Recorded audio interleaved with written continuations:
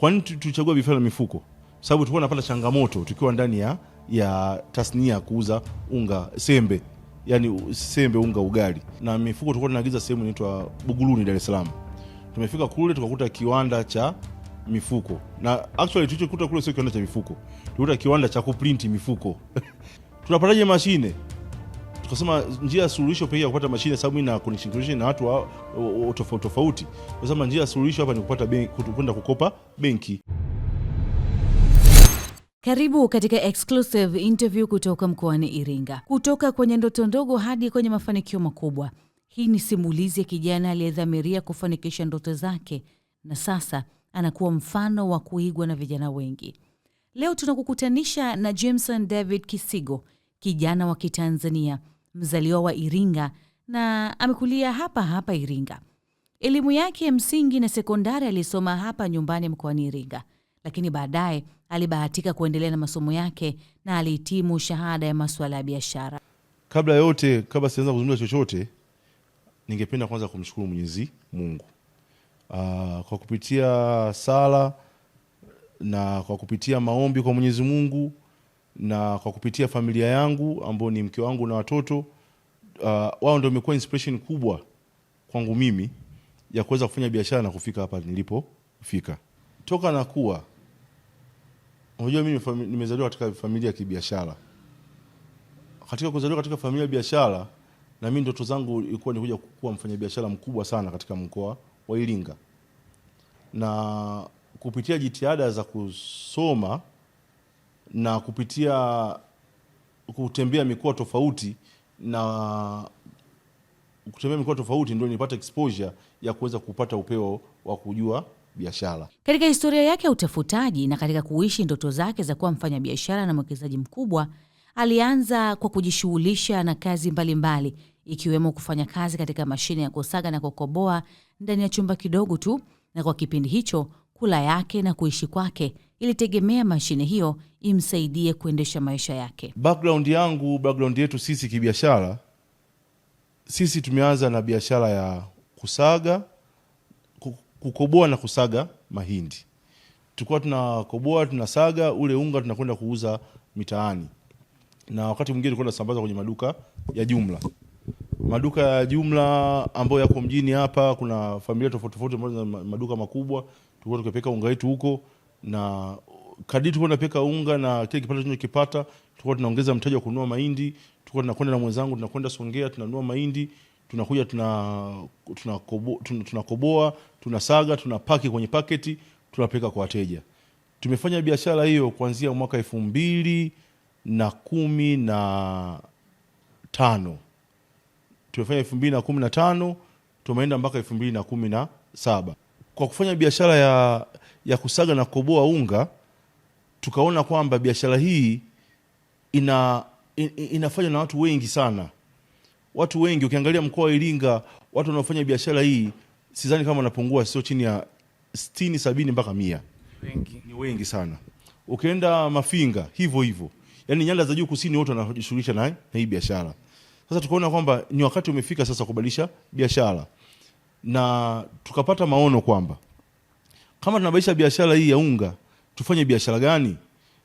Wazo likaja kwamba sababu ya elimu zetu tulizokuwa nazo za biashara, kwamba tufanye biashara ya mifuko. Kwa nini tulichagua biashara ya mifuko? Sababu tulikuwa tunapata changamoto tukiwa ndani ya tasnia ya kuuza unga sembe, yani sembe, unga, ugali. Changamoto kubwa ilikuwa kwamba unaagiza mifuko Dar es Salaam, inakuja Iringa kwa kuchelewa.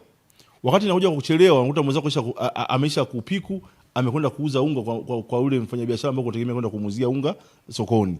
Sasa ile changamoto ndio ituletea fursa kwamba tufanye biashara ya mifuko. Sasa biashara ya mifuko tulianzaje?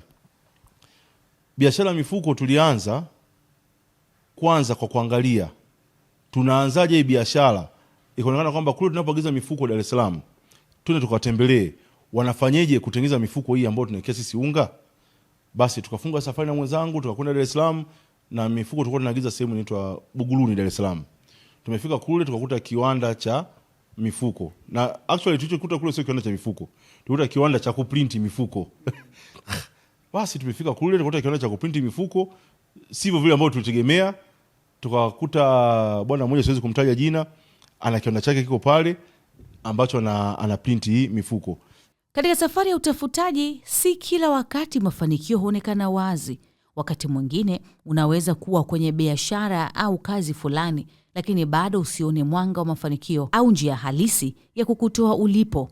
Ndivyo ilivyokuwa kwa Jimson. Kupitia shughuli zake za kila siku, Jimson aligundua kuwa fursa yake haikuwa mbali, bali ilikuwa ndani ya changamoto aliyokuwa akiikabili. Akiwa katika biashara, alikutana mara kwa mara na tatizo la uhifadhi wa nafaka kama unga, mahindi na mazao mengine, kutokana na upatikanaji hafifu wa mifuko bora ya kuhifadhia. Changamoto hiyo haikumvunja moyo, bali ilimfungua macho.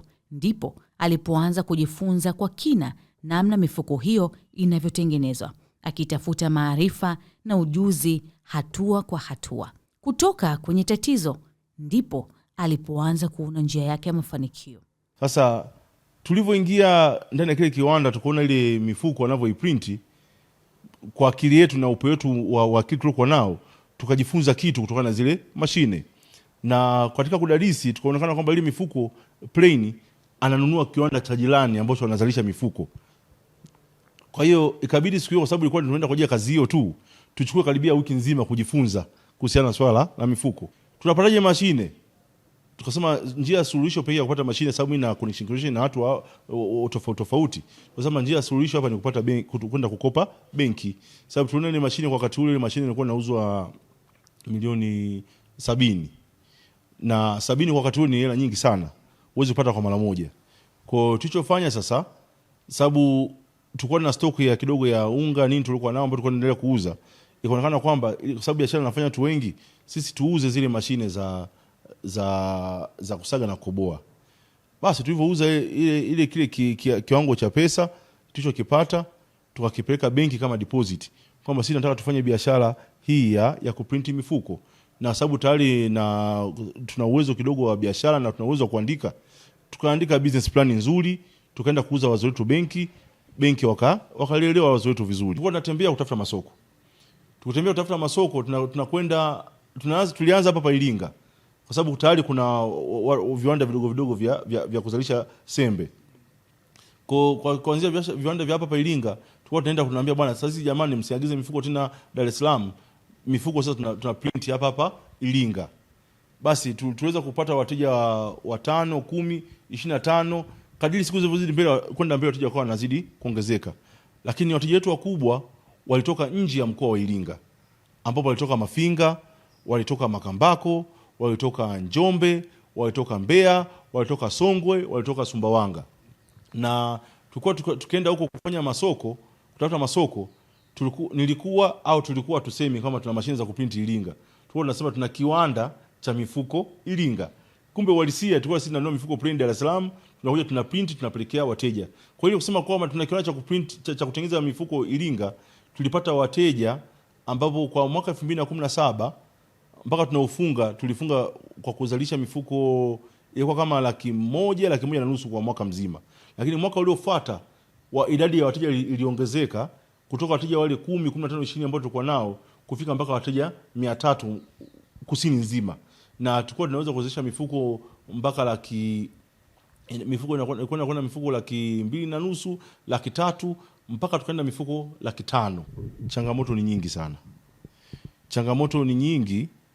Sisi watu wa mikoani, utoke Iringa uende Dar es Salaam kufuata material. Unakuta unafika Dar es Salaam huna sehemu ya kulala.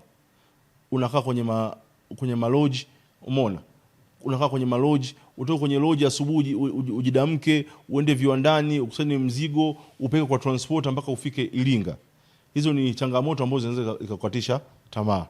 Lakini unavyoanza siku zote kama nilivyosema, kila jambo ukimshirikisha Mwenyezi Mungu, kila jambo ukimshirikisha mwenza wako nyumbani, ambao mnashirikiana kwa kila jambo nyumbani, pamoja na watoto, unakuta kwamba kama baba unapata nguvu. Na baada ya hapo ndipo safari yake ya mafanikio ilipoanza kuchipua. Na hii leo tunapozungumza, Jimson David Kisigo anamiliki kiwanda kikubwa kinachozalisha mifuko mbalimbali.